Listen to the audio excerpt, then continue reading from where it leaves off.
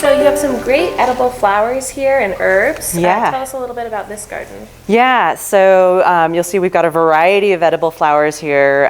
Calendula is this guy and this one. We've got Nasturtium flowers here, which you can actually also eat the leaves, and they're nice and peppery. Couple different kinds of marigolds in the back here. So these are called little gems.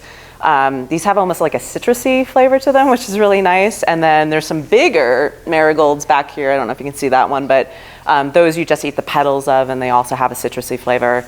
What else? We've got bachelor button here. And then over in a different part of the greenhouse, Elysium flowers, borge, and edible dahlias.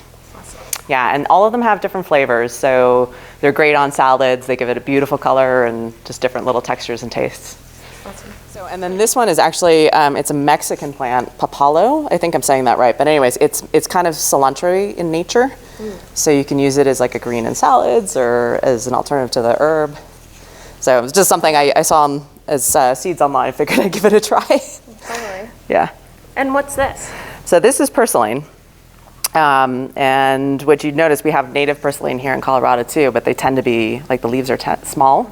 So these guys are huge, and I don't know if that's because it's in the greenhouse or if it's a special variety that you grow for eating.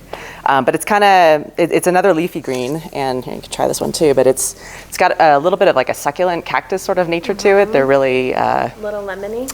Yeah, and kind of squishy, and not squishy, that's not the right word.